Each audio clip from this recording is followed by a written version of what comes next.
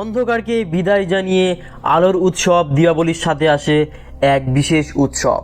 তিনি হলেন স্বয়ং মা কালী, অপার করুণার আধার এবং অশুভ শক্তির বিনাশকারী এবং শুভ শক্তির বিজয়ী। তিনি হলেন স্বয়ং মা কালী। আজকে আমরা এই কালী পুজোর মাহাত্ম্য, ইতিহাস এবং এর গুরুত্ব নিয়ে আলোচনা করব। তো চলুন বন্ধুরা, দেরি না করে ভিডিওটি শুরু করা যাক। কালী পুজোর মূল আকর্ষণ হলো স্বয়ং দেবী কালী। আমরা জানি হিন্দু পুরাণ অনুসারে কালী ছিলেন স্বয়ং মহাদেবের স্ত্রী। তারই অপরূপ এবং সাথে ভয়ঙ্কর রূপ আমরা সকলেই জানি। তার 4টি হাত এবং এক হাতে নরমুণ্ড, এক হাতে খড়গ, এক হাতে সর্প এবং এক হাতে তিনি আমাদের সকলকে আশীর্বাদ প্রদান করে থাকেন। এই রূপ দেখে অনেকেই ভয় পেয়ে থাকলেও তিনি আমাদের কাছে স্বয়ং মা রূপে পরিচিত। স্বয়ং মা, যিনি সকল কষ্ট আমাদের জীবন থেকে দূর করেন এবং সকল অশুভ শক্তিকে বিনাশ করেন আমাদের জীবন থেকে। এবং আমরা জানি স্বয়ং মা কালী ছিলেন দেবী দুর্গা মধ্যে একটি রূপ, যিনি আদি পরাশক্তি স্বয়ং মা কালী। কালী পুজোর সাথে জড়িয়ে আছে অনেক পৌরাণিক কাহিনী। এর মধ্যে সবচেয়ে প্রচলিত কাহিনী হলো রক্তবীজকে বধ করার কাহিনী। আমরা জানি দেবী দুর্গা যখন অসুরকে বধ করছিলেন তখনই রক্তবীজ প্রজন্ম নেয়। তারপরেই দেবী দুর্গা রক্তবীজের সাথে যখন মহাযুদ্ধে লিপ্ত হন, কিন্তু তাকে কোনো মতেই পরাজিত করতে পারছিলেন না। তখন দেবী দুর্গার থেকে সৃষ্টি হয় আদি মহাশক্তি বা অসুর বিনাশিনী মা কালী। মা কালী শুধু রক্তবীজকে বধ করেননি, তার শরীর থেকে তৈরি হওয়া সকল অসুরগুলিকে তিনি নিমেষেই বধ করেছিলেন। এবং এই মা চণ্ডী বা মা কালীর আমরা আরেকটি কাহিনী জানি। সেই কাহিনীটি হলো, যখন মা চণ্ডী রূপে অসুরদের বিনাশ করেছিলেন এবং বিনাশ করার পরে মর্তেও তিনি তার তাণ্ডব চালাচ্ছিলেন, তখন তার ক্রোধ শান্ত করার জন্য স্বয়ং মহাদেব মর্তে পদার্পণ করেছিলেন। এবং মা চণ্ডীর এই ক্রোধ থামানোর জন্য তিনি স্বয়ং রাস্তায় শুয়ে পড়েছিলেন।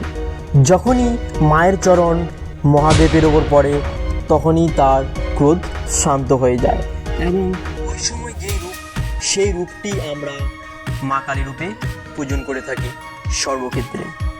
মা কালীর এই দুই কাহিনী, এক অশুভ শক্তি এবং এক শুভ শক্তির উৎপত্তির কথা আমরা জানতে পারি।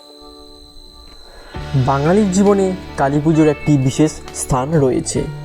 দীপান্বিতার এই মূল অংশই হলো কালী পুজো। একদিকে যেমন আলোর উৎসব এবং মায়ের অপার করুণা, তেমনি অন্যদিকে মায়ের অশুভ শক্তির বিনাশ এবং শুভ শক্তির প্রারম্ভের এই পুজোয় অনুষ্ঠিত হয়। এই সময় শহর থেকে শুরু করে গ্রাম পর্যন্ত সর্বত্রই মায়ের দর্শন মেলে। এবং বিভিন্ন বড় বড় বারোয়ারি পুজো থেকে শুরু করে বিভিন্ন বাড়িতেও মায়ের সাড়ম্বরে পূজা অর্চনা করা হয়। এবং মা পূজিত হন বিভিন্ন রূপে বিভিন্ন স্থানে। তার মধ্যে কিছু দর্শনীয় স্থান রয়েছে, যেমন তারাপীঠ, দক্ষিণেশ্বর কালী থেকে শুরু করে আরও বিভিন্ন দর্শনীয় স্থান রয়েছে, যেখানে যথা নিয়মে পূজা অর্চনা করা হয় মায়ের। কালী পুজোয় মায়ের বিভিন্ন রূপে পূজন করা হয়। তার মধ্যে যেমন শ্মশানকালী, গুহকালী, শ্যামাকালী, দক্ষিণাকালী থেকে শুরু করে আরও বিভিন্ন রূপে পূজিত হন স্বয়ং মা। এবং এই সময় বিভিন্ন রীতিনীতিরও মায়ের পূজন করা হয় এবং বিভিন্ন প্রথারও প্রচলন রয়েছে। রীতিনীতি এবং যথা নিয়ম মেনে মা সর্বত্র পূজিত হন। এবং এই পূজনের মাধ্যমেই আমরা মায়ের অপার করুণা লাভ করে থাকি। এবং পূর্বে প্রচলিত ছিল যে নরবলি এবং পশু বলি করা হতো, কিন্তু বর্তমানে আমরা আধুনিক হয়েছি এবং আধুনিকতার ছোঁয়া আমাদের মধ্যে লেগেছে। তাই এই নরবলি বা পশু বলি আমাদের মধ্যে এবং মানুষের মধ্যে কমে আসছে। এবং বর্তমানে আমরা যথা নিয়ম, রীতিনীতি এবং মন্ত্রপাঠের দ্বারা মায়ের অপার করুণা লাভ করে থাকি। কালী পুজো শুধু একটি পুজো নয়, কালী পুজো একটি জীবনের এক গভীর দর্শন। মা কালীর এই অন্ধকার দশা এবং এই কালো রূপ শুধু একটি আমাদের পথ প্রদর্শন করে না, এটি মহাজাগতিক অন্ধকার থেকে আমাদের বের করে নিয়ে আসে, অশুভ শক্তি বিনাশ করে শুভ শক্তির প্রকাশ ঘটায়। এবং মায়ের সেই কালো রূপ বা সেই অন্ধকার দশা একটি মহাজগতের অপরূপ দৃশ্য, যা আমরা সমস্ত অন্ধকারকে ভুলে এবং সমস্ত ভেদাভেদকে ভুলে মায়ের সেই অপার করুণায় লিপ্ত হই। মায়ের 4টি হাত 4টি বেদের প্রতীক এবং নরমুণ্ড হচ্ছে জ্ঞানের প্রতীক।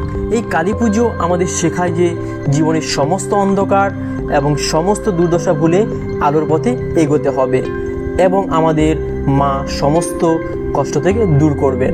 এবং যদি আমরা মায়ের শরণ নিই, তিনি আমাদের সমস্ত ভয়, কষ্ট, দুঃখ, দুর্দশা থেকে মুক্তি দেবেন। এইভাবেই কালী পুজো আমাদের জীবনে একটি বিশেষ স্থান অধিকার করেছে। একদিকে যেমন অপার করুণার আরাধনা এবং অন্যদিকে ভয়ঙ্কর করুণার আরাধনা আমরা পেয়ে থাকি। বন্ধুরা, কালী পুজোর আরেকটি বিশেষ আকর্ষণ হলো আতশবাজি। এই দিনে আমরা সবাই কম বেশি আতশবাজি পুড়িয়ে থাকি, তাই সকলেই এই দিনে আতশবাজি পোড়াবেন, কিন্তু একটু সাবধানে। যেমন চকলেট বোমা, তুপড়ি, চরকি বোমা, তারাবাজি একটু সাবধানে পোড়াবেন এবং বাচ্চাদের এই আতশবাজি থেকে দূরে রাখবেন এবং যতটা সম্ভব আপনারাও সতর্ক থাকবেন।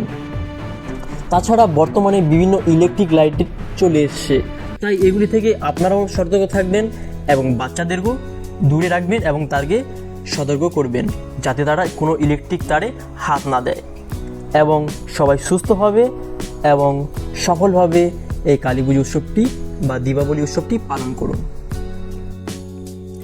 আমাদের এই কালী পুজো সম্পর্কে ভিডিওটি ভালো লেগে থাকলে ল্যাম্বোস চ্যানেলটিকে সাবস্ক্রাইব করে রাখবেন, না হলে পরের পোস্টটি পাবেন না। ততক্ষণ পর্যন্ত সবাই ভালো থাকবেন, সুস্থ থাকবেন। দেখা হচ্ছে পরের ভিডিওতে। সবাইকে শুভ দীপাবলির আন্তরিক প্রীতি ও শুভেচ্ছা। ভালো থাকবেন, সুস্থ থাকবেন। জয় হিন্দ, জয় ভারত।